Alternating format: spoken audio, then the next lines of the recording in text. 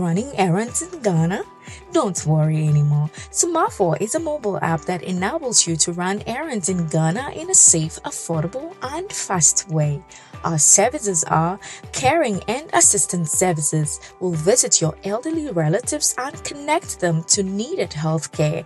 Errand services will buy and send groceries, birthday cakes, supplies to homes, offices, and schools. Confirmation services will provide third-party confirmation video for contractors' work, and personal representation services will represent you at functions such as funerals and marriages. Download the Smartphone app on Google and iOS stores and enjoy the convenience of running errands in Ghana at your fingertips. Smartphone, send your love home.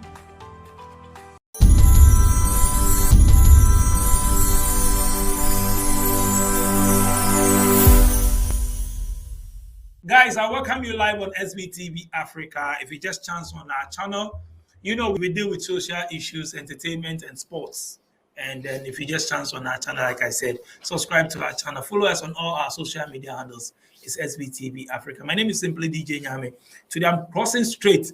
I'm going to America. I'm going to have a chat with one lovely, beautiful woman. She has an interesting story to share with us. I just brought her here today to get to know her, to know more of her, and then whatever she has to tell us. Sweetheart, I welcome you live on SBTV Africa. How are you? I'm doing fine. Good. I'm also good here. Which part of US are you? I'm in Orlando. Oh, okay. Florida. Okay. So what's your name? Sherelle Rose Green. Sherelle Rose Green. Yes. Are you from Africa? No, I'm from Jamaica. Oh, wagwan, my brethren. Everything cool, Selassie. Today I'm going to do some patois. All right. Are you going to teach me some little chat patois? Of course. You are the first person, Jamaican, I have on my show on SBTV Africa. So let's get to know more about you and Jamaica and all that. So Jamaican staying in US, right? How long have you been in the US? 35 years. Wow, 35 years. Uh-huh. Then you have a lot of experience, huh? Yeah. 35 years. Okay, so 35 years ago, let's go back to Jamaica. 35 years ago in Jamaica, what were you doing? And which part of Jamaica are you from? Before, I'm from a little parish called Linstead.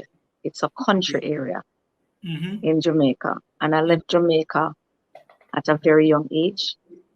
And I went to New Jersey.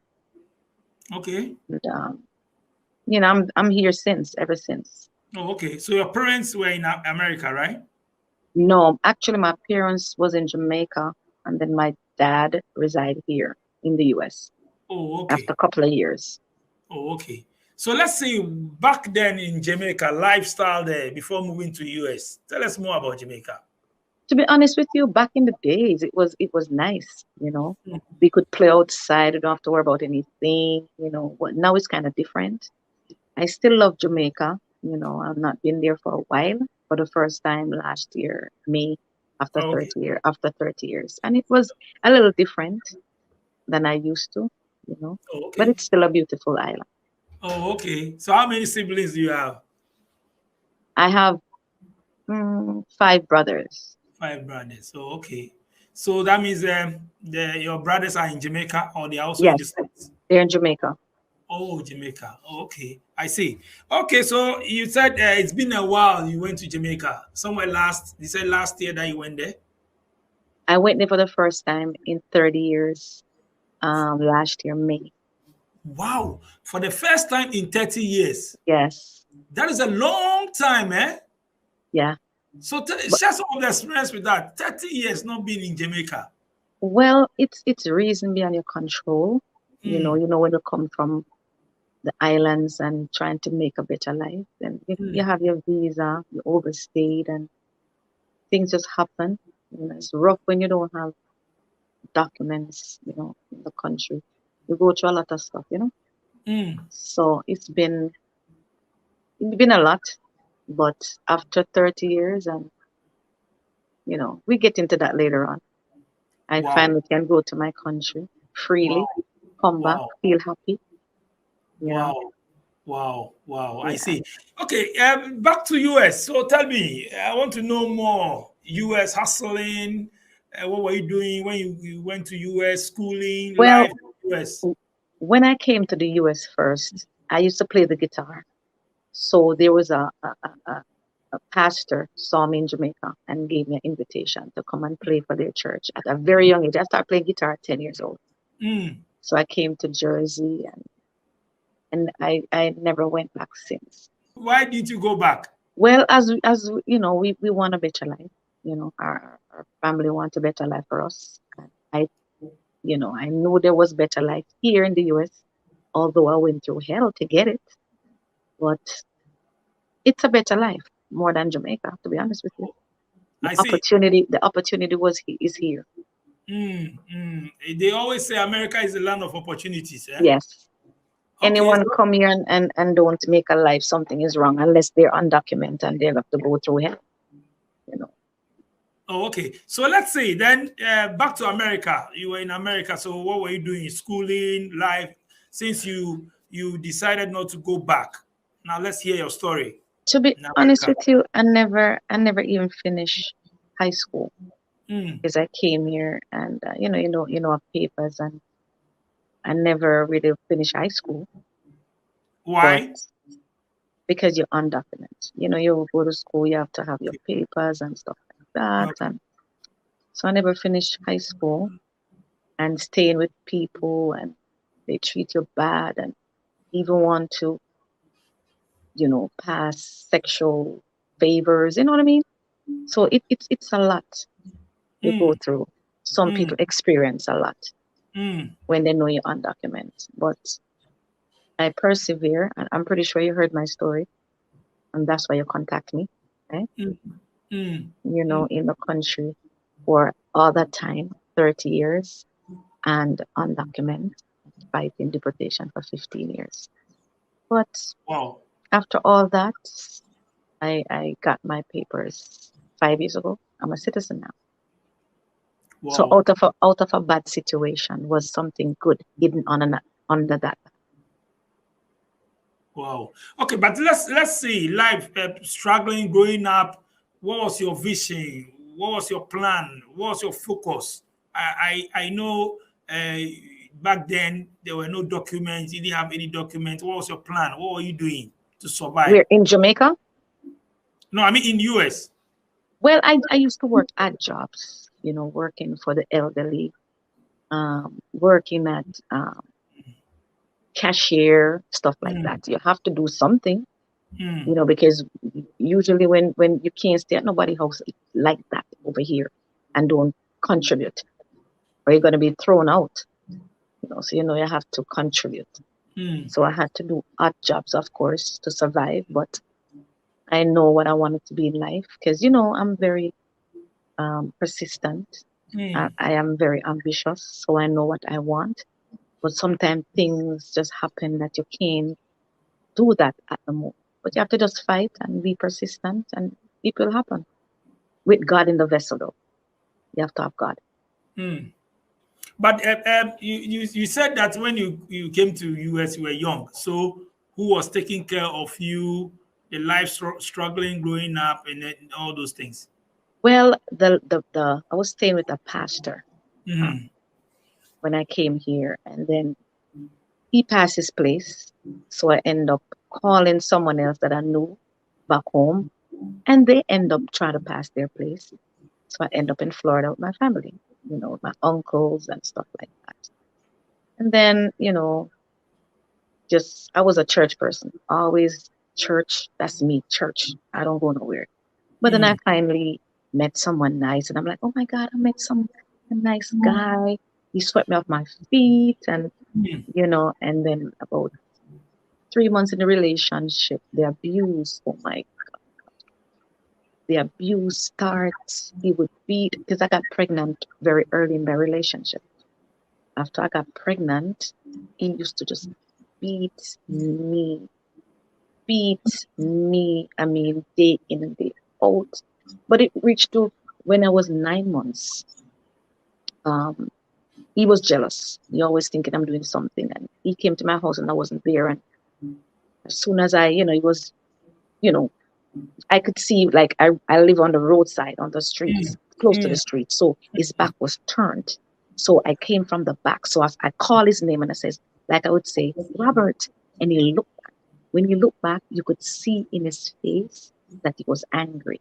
So he just grabbed me by my arm and he slammed me in a brick wall. So my placenta was ripped. So the back of my head starts to bleed and my placenta ripped. So they rushed me to the hospital. The doctor said that my placenta was ripped and there was nothing they could do to repair it. So they ordered me bed rest, but I couldn't do bed rest because people don't care. You still have to work to pay bills. So I remember when I was working with an elderly gentleman and I felt a big piece of something came out. I thought it was my baby. But when they rushed me to the hospital, it was my placenta came out in my panties. So the doctor said, you're going to need blood transfusion. But my mother prayed. It's good to have a praying mother, praying family, praying parent. And she prayed for me. And back and forth to the hospital, placenta coming out, excruciating pain. The guy didn't care. He didn't care. They released me from the hospital and I called him and I said, they released me from the hospital. And he came and he got me after a few begging. And when he came and got me, I was crying. I said, it hurts so. I'm in so much pain. And he said, shut up. You're lying. Nothing is wrong with you. And he went under the car for a butcher knife and he hold it over my head. And he says, if you don't stop, I'm going to chop your head open. And I couldn't stop. So I put my hand around my mouth. And he said, I'm going to stop the car. I'm going to push you out. And he did just that. He stopped the car, threw me out, and I had to walk in the sun with my placenta coming out, bleeding. He didn't care. But to make a long story short, back and forth to the hospital, my son was born and he lived for about 6 hours and died in my arm. Yeah, like a couple hours after birth. But with all this abuse, why did you report him to the authorities, to the police, and all that? Is it because maybe you were in love by then, or what? What happened? To be honest with you, it's two things. They say you're blinded by love. That's true. And then another thing is you're undocumented. Okay. You understand? So you were scared maybe they would deport you or something. They would right. And then he was my first love. Okay. So he was just abusing you. Yeah. Day in and day out. And persons would say, what did you do? But honestly, I was just a church person. But did you inform your pastor? No. Why? I didn't tell anybody. You know how we victim is. We don't want nobody to look down on them. We're trying to protect them and they're not protecting us. That's what we as victims do. We do that a lot. And so oftentimes we blame ourselves too for peace. You know what I mean? So it's out there. It's in Africa. It's in Jamaica. It's everywhere. But I'm the voice. Is he a Jamaican too or American? He's Jamaican. He's a Jamaican. Yes. Rasta man. It's the Rasta. I know the Jamaicans, they are peaceful. They don't like abusing women and all that. So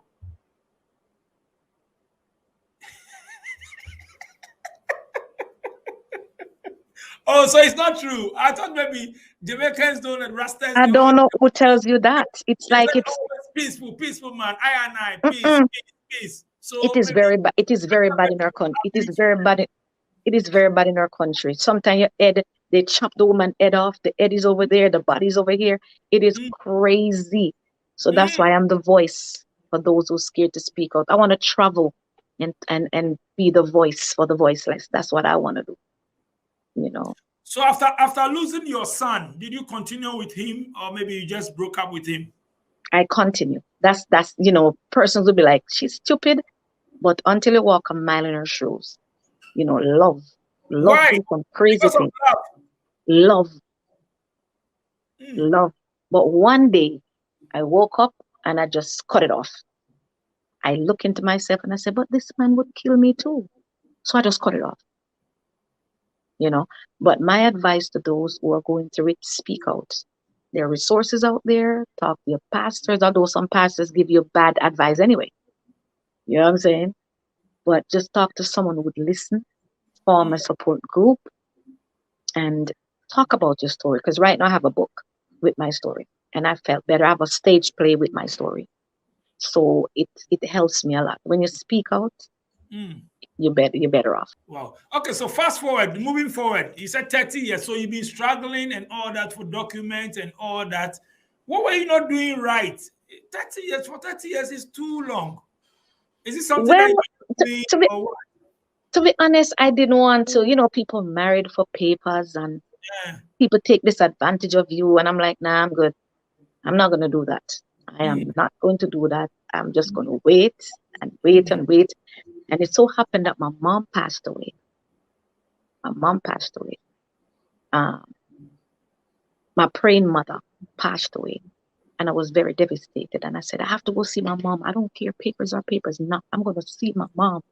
So someone gave me papers, and the feds came and got me. And I did. I remember staying at someone's house, and I remember getting a vision that somebody was looking for me, investigation. And I left the house where I was staying, and right after I left, there they come. Okay, but then I heard another voice says, "Go back to your apartment and clean up your house." And I did what the voice told me to do.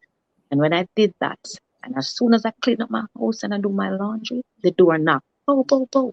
It was 10 U.S. Marshals came for me. And it was very devastating. But I remember laying in my cell bed and I heard the voice say, everything is going to be all right. And I asked my inmates, I said, did you say something? They said, no. I realized that was the voice of Jesus saying to me, I'm going to be okay. It took 15 years, but what happened, sometimes God put in a position to recognize him. They had a guitar in there, and I pick up the guitar and I start to, I am praying, blessed Savior, to be more and more like this. I am praying that thy spirit like a dove may restore me. And I started to play the guitar in there. People was crying, the police officers was crying and all of that. And it was a very frightening situation. And everybody tell me I wasn't going to get through. And it took 15 years. He might not come when you want him to come, but I fought and I fought and I fought and I win. You know, everybody there in immigration custody had their papers. Everybody got deported. Me, no, with no papers. They think I wasn't going to get through. When I go in front of the judge, bam, I got a bond. I got through. I'm here today, and they're my home, unfortunately. So what the devil meant for bad, God turned around for my good. It was 15 years living in an abandoned building with rats and moles and roaches, get evicted, get repossessions, and it was a very, very trying time for me. You know, again, 30 years, 15 years fighting deportation. It was hard. It was frightening. It was a very devastating time. But March of 2016, I got my papers from domestic violence. And then after that, I got my citizenship 7 months ago. Wow. So, you said your dad is also in the US. Pardon me? Did you say your father is also in the US? Yes, but at the time he wasn't. Are you not close? Are you not close with him? Not really, no. Oh, okay. So I was about to ask you, whilst all this thing was happening to you, why didn't you tell your dad? And if your dad is in US, I mean, this document and all these things, you shouldn't even have problem about it. He wasn't document himself at the time. You know, but it's not every family is really, you know, not because your blood mean that they're really here for you. So I just bear it, and I rather to go into an abandoned building than to stay with someone and you have to constantly walking on eggshells. So I rather just bear it with me and my child. And I know I came out a victor. Mm. Oh. So you were not in talking terms with him at all? No. I mean, I love my father. Is it because of maybe the divorce? I know he's no more with your mother, so maybe because of that or what? Honestly, to be honest with you, I'm gonna say this. I never spoke about it, and it was all over the internet about my father and what I did to him and all this. Persons don't know the real story. My mother was a single mother. My father was a bishop. Your father was a bishop? Yes. Popular one, known one. Is a popular bishop. Is he a known bishop? Yes. Yeah. So I don't grow with him. My mother, I just grew up seeing my mother struggling with us. So I'm not going to sugarcoat and pretend like you're a goat when we just lizard, like, and you're a big fat goat pig. I'm not going to sugarcoat it. But I'm not the one to come on social media and try to disrespect my family, certain things you don't say. But I didn't grow up with him. But I love him. And then if anything happens to him, I would really feel it. But I'm not the one to pretend. You just simple, you just don't have fatherly love. No. No. But my mother loves me dearly because I'm just plain and I speak truth. My mother was there for me, for us. She was a single mother. I see. Okay, fast forward. Struggling to get documents and all that. I can see you wearing some ring now, so meaning you are Mrs. Yes, I am married. You cut off the old guy, right? Oh yeah, long time, years ago. Yes, after cutting him off, were you scared of going into relationship again, or what, with all the abuse stuff and all that? To be honest, yes, it was. I was scared, and to be honest, after that relationship, I became a monster. Like, I didn't trust men. I always have to be. I was always the one to lash out first because I didn't want him to lash out on me. So the wall was still there. So when I enter a relationship, when you're entering a relationship and the wall is still there, you're going to end up in the same situation or worse. And that's what happens to me. So because it's cycles of abuse, it's not just one, because you never healed. So you have to just take the alone time to heal. And I never thought I'd love again. Never thought. But I walked down the aisle with a wonderful man, and I'm happy. I saw another video. You were talking about your deportation and all that. Were you ever deported? No, I was ordered 3 times. Okay. But it's the domestic violence that saved me. And I fight because the Lord said fight, and I fight, and I win. You got a lawyer and all that to fight Yes, for you? I get an attorney, and he fought for me, and I win. Wow.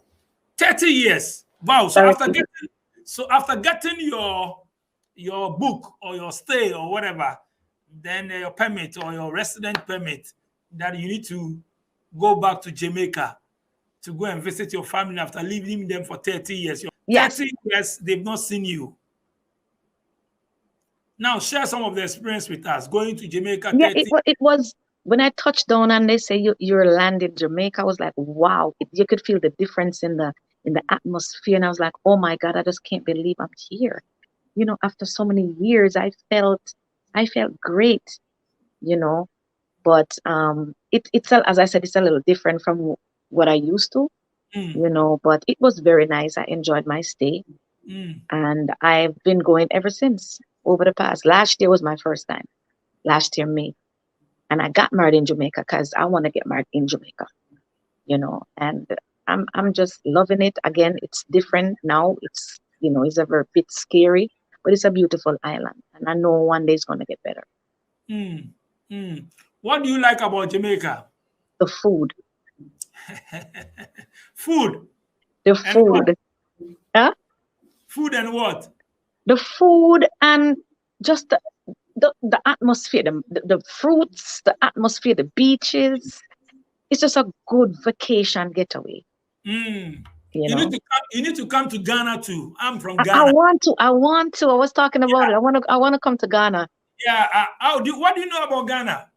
I don't know much about it, but I heard it's nice. That's all you heard. That's all I heard. I want to come to Ghana. Do you have any friend here? Have you met anyone from Ghana? Oh, so now you have SVTV. That's right. Friend. So we are going to invite you to Ghana, to top places. We have a lovely, fantastic places to see. Nice food. Our food is the best.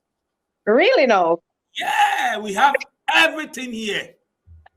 You love the place. I was just talking to a friend of mine and she says, I want to go to Ghana. I said, me too.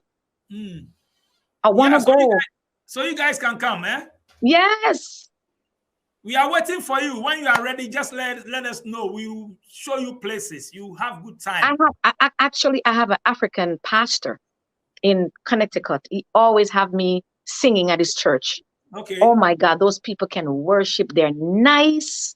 You know, when I start to sing right through the cornfield, everybody jump up and down and they can't feel. And they're happy people. Yeah. They're just so fun to be around. Yes. We are lovely people. Eh? Yes. I love him. So your husband now, is he a pastor? No. Okay. Is he American or Jamaican? He's Jamaican. Pastor? Oh, Wagwan, Jamaican, Wagwan, my brethren. Wagwan. Irie, I'm saying Irie. I don't know if I would marry to a pastor. I'm too radical for them. Oh, pastor, you don't want to marry a pastor, eh? No, I'm too radical. I'm not going to be in that big hat and all these things. You got what you want, right? I got what I want. A simple man, you know what I'm saying, loves the Lord. You don't have to be all that, you know, fancy schmancy. He loves the Lord, and that's all that matters. Oh, nice. What are you telling the ladies out there with your experience, what you passed through and all that? Any advice to the young ones coming? Yeah, things they should watch out, red flags and all that with abusive things they should watch out, things they should be careful of and all that. Yeah, the red flags is control, and a lot of times we take control for caring. A man tells you what to wear, and it's not about what you say, is how you say it. You understand? Tells you what to wear. Like, for instance, I have a play.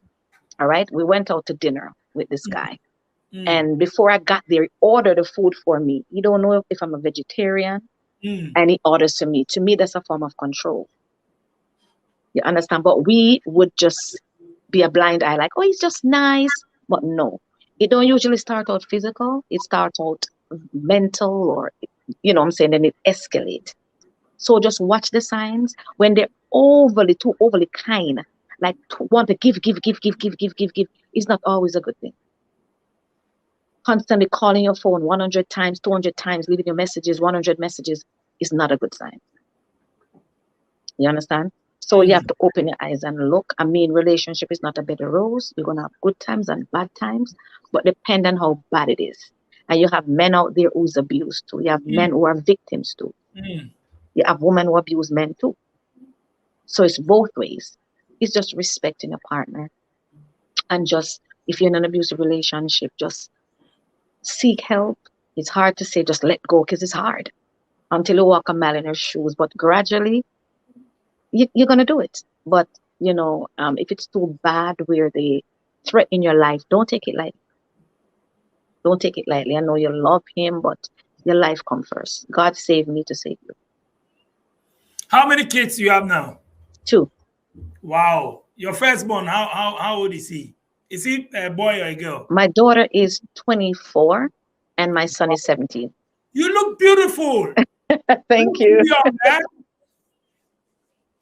Thank you. Look young, but you are old. Yeah, I'm telling you, age is nothing these days. People cursing people. You love to tell people that they're old, and that's crazy, because we all are getting there. Just hope to look like us when you reach our age, right? I see. Do you have Jamaican community around where you are? Oh yeah. In Florida, it's a lot of Jamaicans.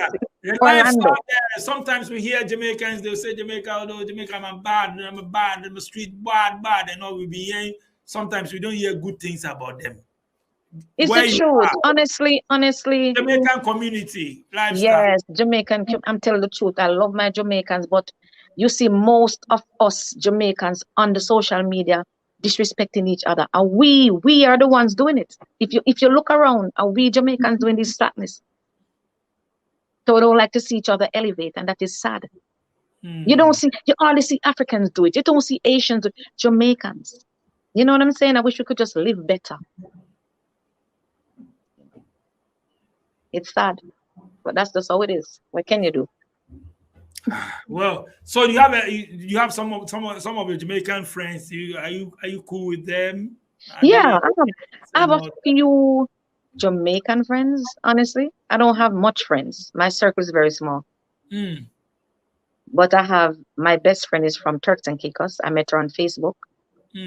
And I have a few acquaintances because, as I said, I love my Jamaicans, but we are some of us are horrible against each other. We don't like to see people elevate, and that's sad. Okay, Rose Green, your last message. Thank you so much for passing through SBTV Africa. Thank you for having me. I really enjoyed the vibe. You're a strong woman. Thank you.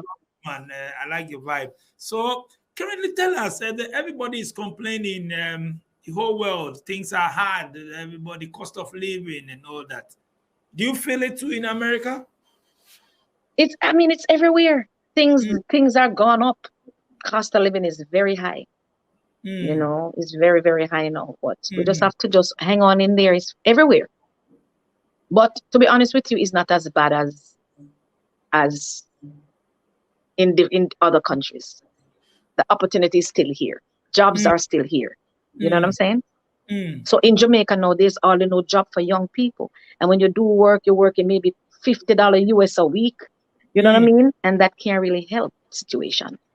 So it's very hard in Jamaica. So it's still better here in the US. It's very good. It's nice so far. It's still good. Although it's getting harder, but it's still better. You are still saving some dollars. I got dollars, man. Oh yeah. Oh yeah. Oh yeah. You need to save because you said you want to come to Ghana. So start saving. Listen, I'm coming to Ghana. Yeah. We are here to receive you. Put on a show and let's do it, man. Let's do it. I want to come to Ghana. Oh yeah.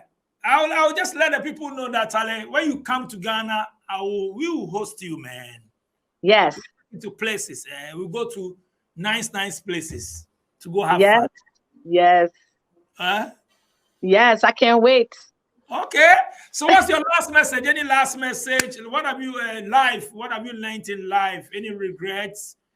Simple message that we can sign up. Yeah, I just learned you just have to love each other. It's better to love than to hate. It's easier to love. When you hate, it takes a lot out of you. It can give you heart attack, diabetes. You know what I'm saying? When you love, it's so soothing for the soul, mind, and body. So just try to love each other. If you have nothing good to say, don't say anything at all. You understand what I'm saying? The hypocrisy and the bad mind and the jealousy and the envy and strife ain't going to take you nowhere. Because we're living the last days. People are dying like flies. And you don't want to die with someone in your heart. Just exercise love. We need love to overthrow hate. We need good to overthrow bad. We need peace to overthrow war. And this world will be a better place. Who is your favorite Jamaican artist? I know you love reggae. So Barry Salmon. Barry Salmon. Barry Salmon. Yes. A little baby, try you pierce my way. I'm tempted to touch. That's right. Very good. That's right. I love berries. I gotta sing the song. Eh na na na na. Eh na na. He's African. Which music is that? It's called Jerusalem. The song is called Jerusalem. Jerusalem. Yeah, South African. Yeah. Man, I played that song at my wedding. Yes, I played that song at my wedding. Oh, yes. You like that music, eh? I love that song. Oh, Jerusalem. But that song is a nice song. It was yes, beautiful. Yes, all over the place. Yeah. Come to Ghana. I will introduce you to some of our music. I'm coming. Next year. We're coming. You need to come. Let's okay. Keep it, right? All right. Thank you so much. Do you have any shout outs to give, Rose Green? Shout out to everyone out there. Shout out to all the Africans, the Ghanaians, and shout out to you guys. Y'all gonna see me soon. Shout out to Lorna Ogilvy, my best friend. She got my back. Shout out to my husband, Nicholas Wright. Shout out to all my Facebook friends. I love you guys and thanks for your support. Thank you for having me. I appreciate it. I feel honored. Thank All you right? so much. Thank you so much. You're welcome. Passing Thank you. to SBTV Africa. This is the Daily Hustle Worldwide. No, they'll be international. Okay. Okay, Bye-bye. see you. So, Bye-bye. SBTV Africa, my name is DJ Nyame. I'll thank my production team, DJ Click Sharon and Tina. I told you, SBTV, we the come home. She say, be always way. Ghana. We the enter. And we go Jamaica. Before we go see, we get some place. If the brofu said he had, we could do it. Me and get the can-do spirit. The brofu, we could do it. My 2x4, bro, you finish, I finish. But what you want here, you go here, positive for inside. That be being the most important. So for us at the top with the person who understand. Forget everything. We go cut all. Ghana to the world, SBTV Africa. Charlie? So if you just chance on our channel or you enjoyed our video, Charlie, make sure you hit on subscribe. Don't forget to subscribe. Tell your friends about SBTV Africa. My name is DJ Nyame. Charlie, if you see me for town, just say tour and I will respond to tour. Kiki Beast Noah opposite the KFC East Legon. Charlie, go have fun for there. Friday night, live band. Saturday, Sunday, karaoke night with the stars. Tuesday, Sugar Daddy show. Thursdays, acoustic night. They have a lovely, fantastic, sweet, whatever, fun place to be. Come and enjoy yourself. Tour! Welcome to Second Generation IT Group. Hello, my name is Ferdinand Asamoah, Director of Second Generation IT Group. We've been in business for the past 5 years, and we have a lot of clients who have come through the school and they're doing pretty well. We offer 18 weeks of cyber course, which runs for every Saturday from 10 a.m. to 2 p.m.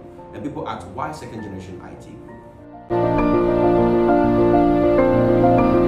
Yeah, we offer different courses in cyber. Cyber is kind of big, so we offer risk management, we offer FISCOM, we offer cloud computing, we offer pen testing, and we also offer Splunk.